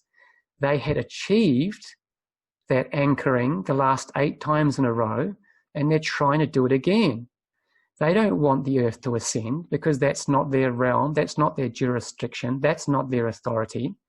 So they want to keep everybody phase locked in the lower dimensions, and that should make a lot of logical sense to everybody here, right? So this COVID-19 crisis gives them, someone's just waiting to get in right at the end here, welcome. It gives them the excuse to lock us all down, doesn't it? And it begins to get much more nefarious when we look at the fact that they are currently trying to put into regulation mandatory vaccination laws to basically say that you can't even participate in society if you haven't been vaccinated because you're not safe, even though the so-called virus is about as dangerous as a flu, and we never got locked down for that. So there's this false agenda going on here, and they're trying to say that we need this mandatory vaccination. It's not about just making money. That is just the superficial element. There's a couple more people coming into the room again. So it's not just about money. I mean, I saw a clip the other day, direct interview with Bill Gates, who was, of course, the front man for this vaccine. And he basically said, I'll share the clip in the next email perhaps, but he said that it was 20 times. So whatever he's invested into these vaccines, he's going to get in return 20-fold back financially. So that's one thing, okay, and the business decision. The other thing that is far more nefarious is that these vaccines, because of the chemical concoction that is inside of them, they actually degrade the functioning of the biochemistry of the body. And it's been researched by these evil guys over here, how and what, and the process of how you can actually regulate the biochemistry of the human body to shut down the brain, particularly the pineal gland. And they've been doing this, for example, with fluoride in the drinking water, with all of the agrochemical sprays in the food that they've been putting onto the food, and with various electromagnetic frequencies, the latest of which, of course, is the 5G technology, which is being rolled out. Senator, I'm not aware either, but I do know that with small cells especially, you're going to have lower power levels. And, of course, as from a carrier perspective, you want to be able to manage interference so that interference is the lowest interference possible. So I would think that some of those studies or some of that information could be utilized in looking at the health consequences. But no, I'm not aware of any. So there really is no research ongoing. We're kind of flying blind here, so far as health and safety is concerned. Thank you, Mr. Chairman. That all of these unnatural chemicals and electromagnetic vibrations, ultimately on a higher level, they shut down these higher energy centers, you see. So they shut down your pituitary gland, they shut down your crown chakra and your pineal gland, they shut down your throat center, they shut down your heart center. We're developing a society because of all of these different toxins known to affect brain function. We're seeing a society that not only has a lot more people of lower IQ, but a lot fewer people of higher IQ. In other words, a dumbing down, a chemical dumbing down of society. So everyone's sort of mediocre. That leaves them dependent on government because they can't excel. We have these people of lower IQ who are totally dependent. Then we have this mass of people who are going to believe anything they're told because they can't really think clearly. And very few people of very high IQ who have good cognitive function who can figure this all out. And that's what they want. So, you can kind of piece it together as to why they are so insistent in spending so many hundreds of millions of dollars of propaganda money to dumb down society.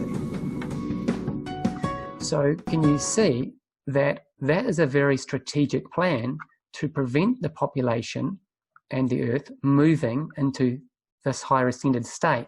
Because here's how this works. The Earth is vibrating consistent with the level of the population. That's why when we went through the Uago cycle, the previous 8 cycles, the population, the humans, weren't ready for that next level of evolution. So the Earth went, okay, we go back down again. Let's go again through. Let's go through this lesson again. So right now, there are a number, thousands, millions even, of people that are actively taking work to restore the energetic grids of the Earth and bring in this interdimensional current from the said locations, from Pleiades, Sirius, B in particular, from Arcturus, Orion, from even really Andromeda Galaxy. There are multiple different interstellar and intergalactic locations that these currents are coming through, and they are being received by the people that have these energy centers open. They are being activated like a lighter lights up a candle, and now the candle flame of the heart, the throat, the third eye, the crown, and higher energy centers are now ablaze in these particular populations. So what these guys are trying to do is shut this down. Primarily the people that have already begun this ascension process, but particularly they're trying to stop the rest of the population from beginning to awaken and start to go through that heart awakening, expanding process, right? So that is why the dark side must cling on, because they are not familiar with this environment and they are not interested in the Earth moving through into that ascended state. Now, what extent have they gone to make sure that they can maintain control? I don't have the figure with me, but it's in the trillions of money that has been discovered. And I can give you a news reference article to this. It's not behind the scenes. It's out there in open information. Trillions of dollars that are just missing from the Pentagon's budget, just missing, nowhere to be found. But in the audits, what you'll find is things like boxes of bolts, to $20,000 for that box of bolts. So they've got around it by, just scamming the audit system and just hoping that nobody will look into the, no doubt, millions of references of expenses, right? So what they've been doing with this money is they have been building underground bases, and I don't have a slide for this. I'm just going to add it in here. But there are numerous underground cities and bases, they call them DUMBs, deep underground military bases, that the military have been creating, existing all around the world. There's hundreds of them. So they are expecting to create some sort of war, hoping for some sort of cataclysm, so that they can basically wipe out the surface population and run off to the underground bases and then come back and claim the earth. So I'm not saying that because I'm trying to scare people. I'm just letting you know that these guys over here in their grand delusion are very extensive in their plan. And they have been going on for a long time. And some of these underground bases go many, many miles and kilometers under the ground. And if you're further interested, I can give you a link to look at related to that, right?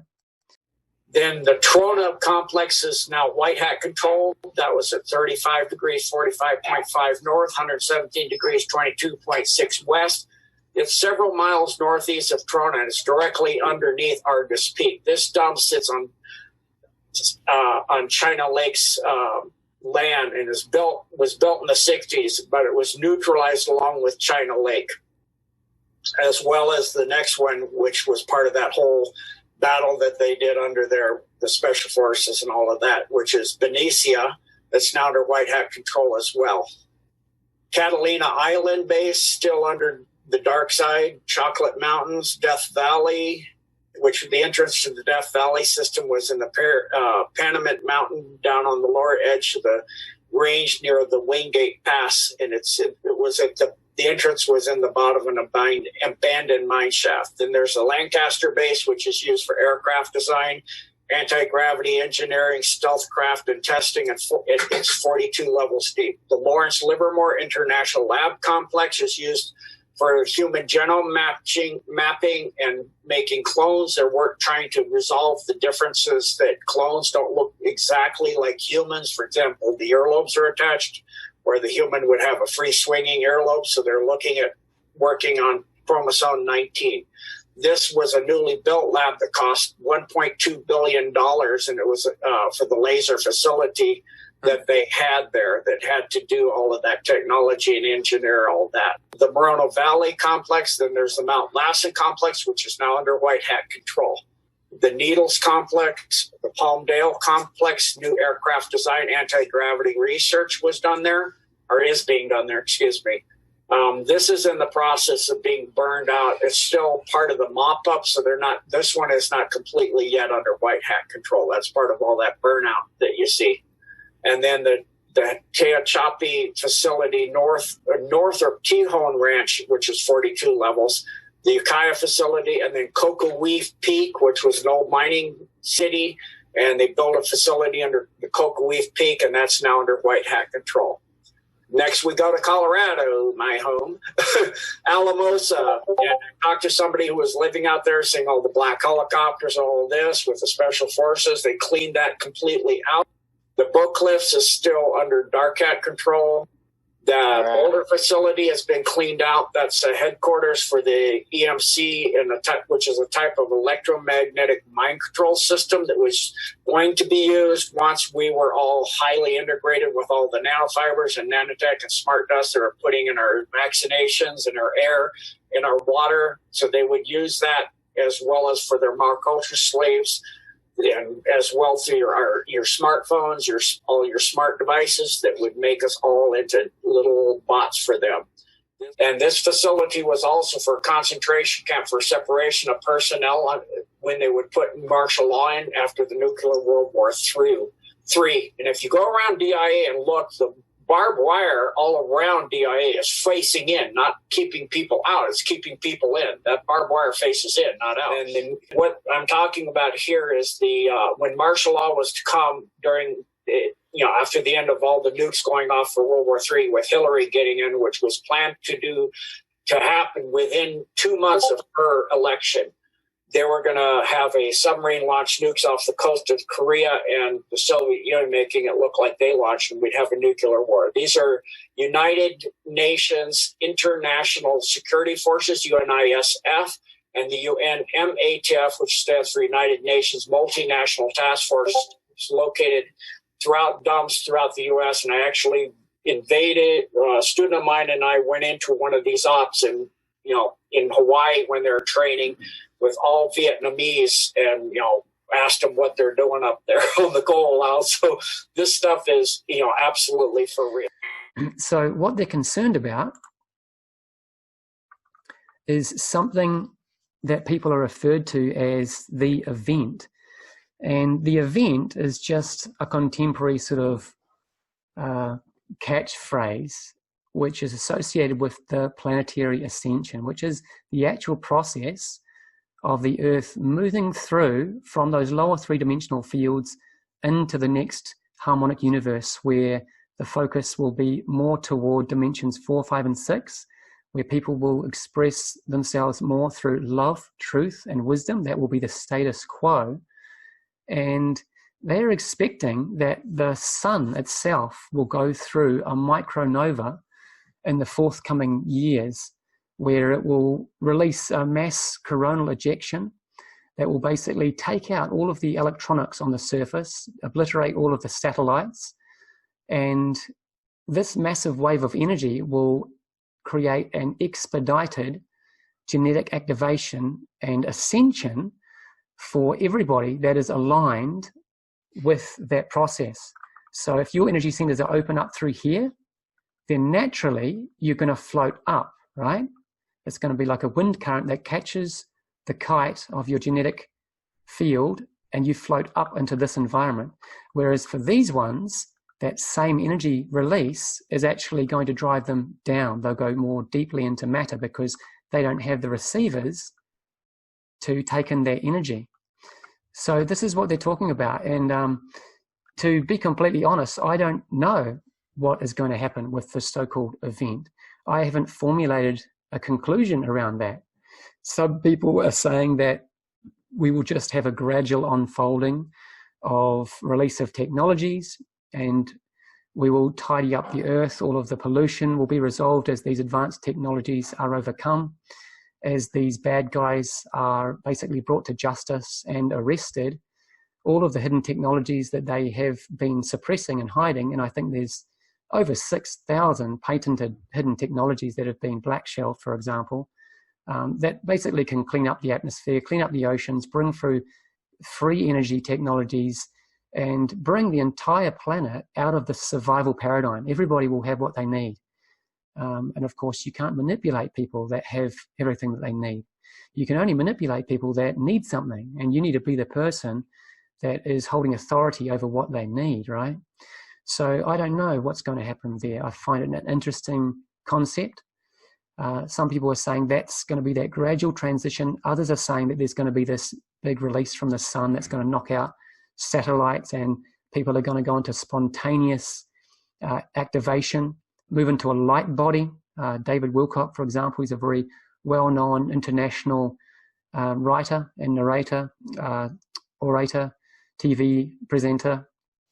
He is one that believes this, but there are numerous others. And it's going to just basically burst people into this new world and go through this great ascension in a very short space of time. So we don't know what's going to happen there, but it's, in any case, regardless of what you choose to believe, it's probably a good idea to work on activating the rest of your system, right? It's a good idea to restore your system, to become more aware, and to really take responsibility for your health, because then whatever happens, irrespective of what happens, you will be in the right boat. And that is because of something that is called frequency specificity. Either you're aligned magnetically with that ascending particle base or you're not. So this is really the time to do that inner work and align yourself with that process if you choose to believe that that's what's going on, right? So how to prepare yourself for this transition, whatever form it's going to take. And yeah, just to be open about that. I myself am not choosing to believe that there'll be some cataclysm and lots of people will die. I don't really buy into that. I am perceiving that there's more going to be a gradual timeline moving forward, that we'll continue to see an increase of energies as these dimensional fields are anchored into the earth.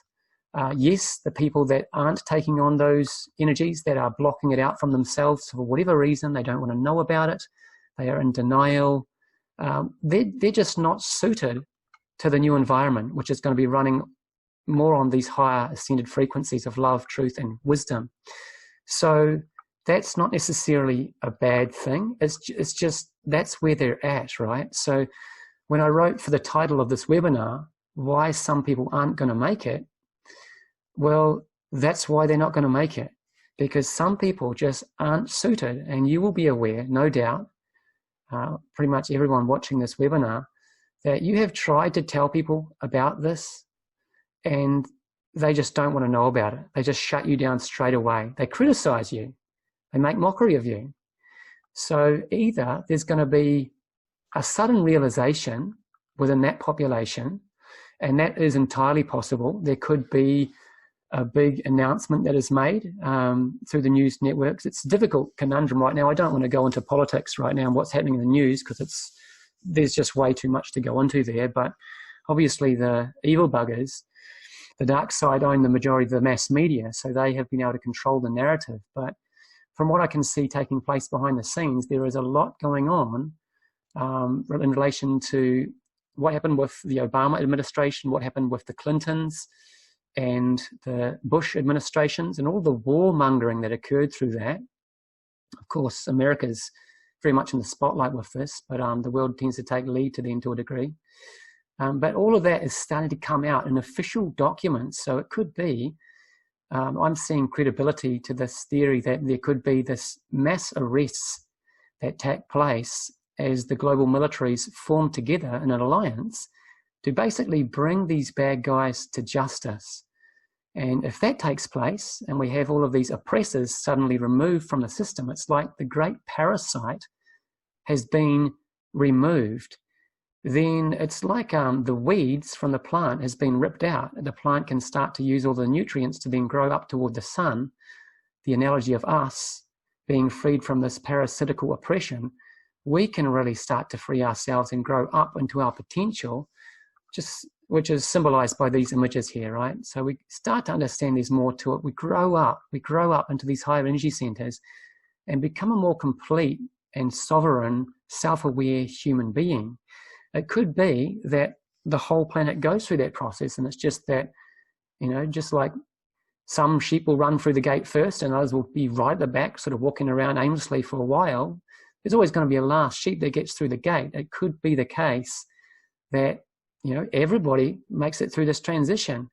That being said, that's certainly not the case, because we do have a lot of people dying off at the moment, don't we? Whether they be from COVID or from other mechanisms. So what you will have is that some people are just not ready for this level of evolution. They're not ready for the new planet, or the new Earth, is what Eckhart Tolle calls it. They want to stay down here. That's okay. They just need to continue experiencing survival, pleasure, pain, and conflict, tyranny, oppression, victimization, arguing, and that sort of thing, right? Someone seems to be coming back in and out. Maybe there's some connection error or something. Anyway, so what do we need to do to prepare ourselves for this transition? Activate these energy centers, right? So that brings me on to this next part of the presentation. We're almost done there, guys. You've been phenomenal staying on board for the whole time. I've been talking for a long time, so thank you for staying with me here. But I am going to be assisting people who feel that they need help with this, if you still feel that you are struggling with addictions, or you're falling into lower mood states, or you still find that you're arguing with people a lot, you're not experiencing a lot of joy or a sense of freedom, you feel like you're judging everything, judging everybody else, and that's sort of causing you to go into conflict inside yourself, like you've always got this internal narration going on where you sort of, they shouldn't have done that, they shouldn't have said that, look at that stupid thing. This judge, which is the last thing to go, by the way, is really our own tyrant. It is that which destroys our peace. And until we overcome the inner judge, which is one of the last things to go, we're going to be tormented by our own lack of self-mastery and self-expansion. So I'm going to be running an expedited energy field clearing and genetic activation service to assist people to rapidly ascend their energies into those higher energy centers. This is something that I was trained to do. When was it I was trained to do this? It was a while back. It might have been back in 2009, 2010, something like that. In any case, this being here, Mahavatar Babaji Nagaraj had instructed both Swami Amananda, Yvonne de la Fleur, and the great divine activator, this is what he called Toby Alexander, Swami Shivananda Brahmananda, to compose this DNA activation protocol so that we can basically communicate with your energy body on a subconscious level, which is like a switch going on, so that your subconscious, your spiritual identity, your soul levels of consciousness clicks on and begins to accelerate this process for you. So this process will stimulate and facilitate that for you. And just be aware that significant changes will begin to take place in your life as this takes place, because as these interdimensional currents that I've been talking about, as this begin to anchor into your energy field, there is a great acceleration of your life process. Now, you probably already feel like life is going pretty fast. Well, yeah, there's fast and there's faster, right? Now, that's not necessarily a bad thing. It's just that when things begin to speed up, we necessarily have to let go of the things that just aren't that important in our life anymore.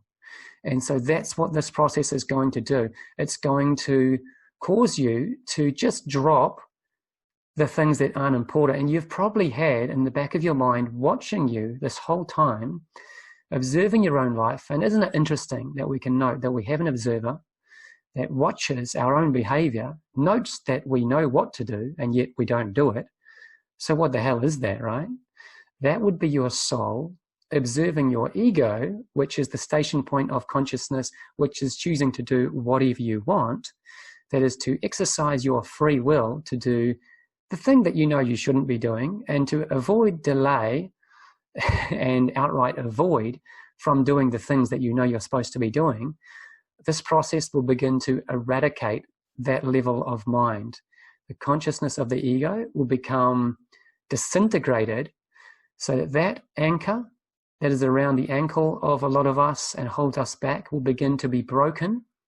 And you will find that you will naturally just get on with what you know you need to be doing. That is a process of soul integration. So I'm going to be taking people through that expedited energy field clearing and genetic activation. Initially, the very first session is going to be to clear every single blockage that we can possibly clear before we go through with the next 3 sessions, activating 4 different codes into your energy body in each session.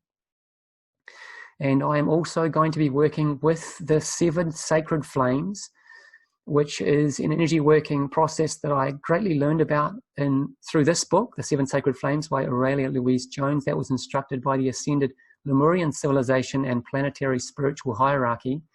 And to a large degree, Grand Master Yang had coached me and taught me how to begin to access these frequencies and directly run them as an energy conduit and transmission to other people. So I will be teaching people in this program how to do that for yourself, in addition to the genetic activations. And that is basically what's going to be going on for the next 8 weeks or so. So this is the commitment and contribution every second week. So the classes will be run on a Saturday at 4 p.m. Eastern Standard Time. That's Australian Eastern Standard Time. Between 60 and 90 minutes will be required. You can work out the time zone for your location. Investment is $108 per activation, or $332 for the full schedule. So you can either access that through a singular payment, paying for each class as we go. In other words, you're paying $108 every second week for each clearing and activation, or you can buy up front for $332. Understandably, if anyone has had their income cut off or greatly reduced and you're struggling financially at this point in time, then let me know. Of course, I'll be able to negotiate with you and find a price that is going to be reasonable. I want to, of course, make it available to as many people as possible. So I'll just trust your integrity and honesty with that. But that's the price that I was guided to put into it, $108 per clearing, or $332, which is $100 off the total price for the 4 clearings. So following that, there will be many more opportunities, but that's about enough for me now. I'm not too sure how long it's been. I intended a couple of hours. I think I might have gone over. I hope you've enjoyed the communication. That's the rundown. So now I'll just take a couple of questions and answers. If you want to ask specifically about particularly the activation protocol. Oops. Then just let me know, guys. Type that in on the text chat there, and I will read that, and I will answer the question. If it's a personal question, then yeah, by all means, just write me an email or something like that.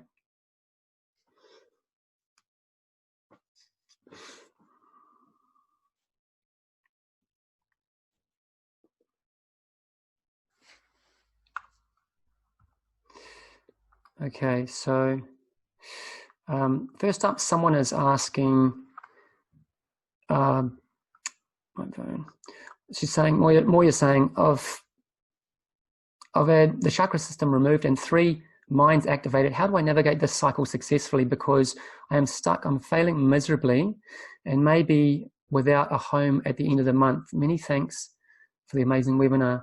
So Moya, I hope you're still on there, but in any case, I'll send out a copy of this webinar if people want to go through it again or come back to the Q&A. First of all, in relation to the chakras being removed, I know that that is an idea that has been going around, and there's a lot of information going around about what is true and what is true. All I can really say is, from my perspective, what I perceive to be true. What I perceive is that is a false information. There is a lot of deliberate confusion being orchestrated, of course, as part of this great oppression to prevent people from expanding into this next level of reality. And one of them is that you've had your chakras removed. Now, I find that concept extremely absurd, based on the fact of what I've just gone through and what I've just said. If any of that information is true, and I say if because I respect the fact that some people can't feel their chakras, I can feel all of my chakras. It's a dynamic part of my anatomy. The head energy centers, there's a constant ball of light. My heart is aglow with a warmth and a light constantly. It magnifies, expands, etc. when I'm in communication with people, when I'm running transmissions, etc. So I'm intimately aware of this energetic anatomy, and I would say that it's not possible to remove your chakra system. However, it is entirely possible that you could have a blockage placed into your genetic structure that prevents the dimensional field of energy associated with that chakra from coming through. So if that's the case, then we simply remove the blockage. So in the first session, I will be going through the entire chakra system of everyone involved and clearing all energetic blockages that can be cleared in that session. Following that, we'll go through the expedited genetic activation and sacred ray activations. Next one. So Robin said, take 2 distance sessions. He's asking if they're distance sessions. Yes. So we are going to be doing this via the internet. So you get to stay in your home. I'm not going to let this tyrannical lockdown drama prevent this planetary ascension process from occurring and from anyone undertaking this vital energy work that is so very important at this point in time. I'm not going to let that stop it, and fortunately we don't need to let it stop it. It might be that people like to be in a social setting, and I understand that, and face-to-face, but I'm not limited by that by any means. I can run a distance energy transmission, and with regard to the genetic activations and the codes that we use, the computer is actually quite helpful for that. So it does not matter if you're distant. The activation will occur regardless, right?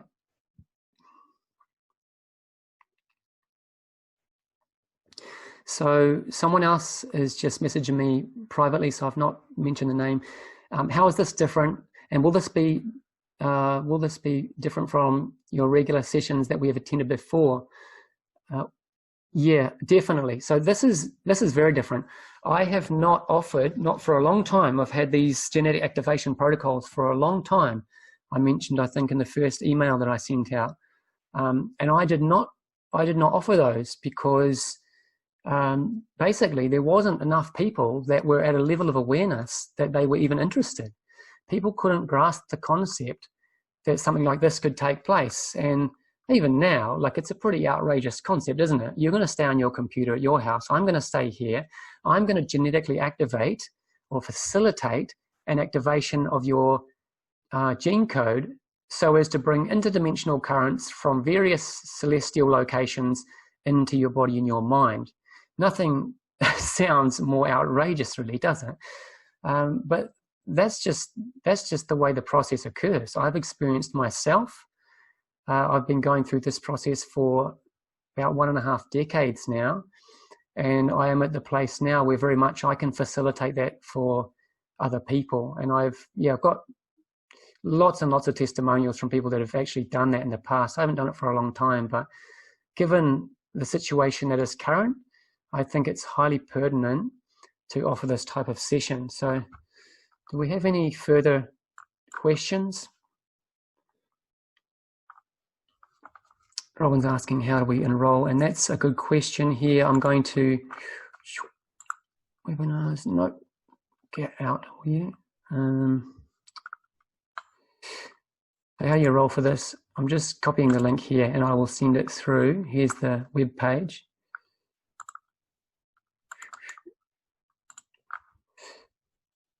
And I will be sending this out via email. The first clearing, we could say, is going to be 2 weeks from here. And Isabella's asking if you will have other activities to build your own practice and energies. Yeah, definitely. So part of this activation protocol will be a practice, of course. You will want to receive the energies, but not only receive them, it's very, very important that you run the energies into your own genetic template. Like, it's like if someone gives you some fancy bike, you know, it's not really going to do much good for you if you don't get down there and ride it, right?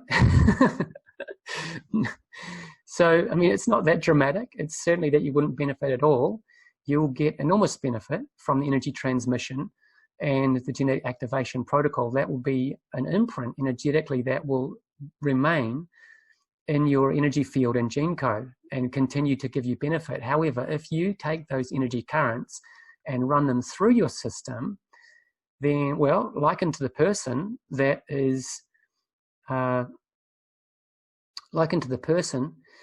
on the cycle, well, they're going to be the ones that are getting better cardiovascular fitness, right? They're the ones that are going to be getting stronger quads because their legs are doing the work. So you will only benefit yourself by running these energies through your own genetic template, through your chakra system, through your energy field, and strengthening the vibration of these ascending energies into your own energy field.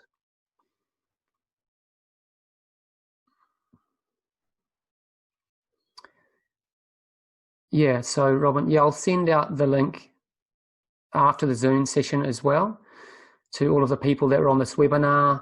And as I say, it's going to be a couple of weeks before we do the first session, so there'll be a couple more emails perhaps. I might run another webinar, we'll see, and see if we can get as many people who want to get on this as possible, really. It's going to be a fabulous opportunity. So, guys, that's about enough for now. I think I'm going to shut down the webinar. It's been a long one. Thanks for staying on to the end. You're very welcome and invited to join that expedited genetic activation protocol. And I'll send out this webinar as well via email, so you can share it with others, and we'll get this knowledge out there. It's pretty important stuff, right? It's pretty uncommon knowledge. A lot of people in the New Age movement have this concept of meditating and, you know, ascension and things, but there really is a process to this, and it's not sufficient to just put on rainbow tights, burn incense, and hold hands with daisies in your hair and go to field events. That might be a fun thing to do, but that's not the sort of thing that's going to actually really raise the frequency of your energy field. You've got to run the right energy currents through your energy field to do this, you know, and it might be that you enjoy socializing, and that's fine. But truly, if you want to get serious about this, you will need to spend a lot of time with yourself.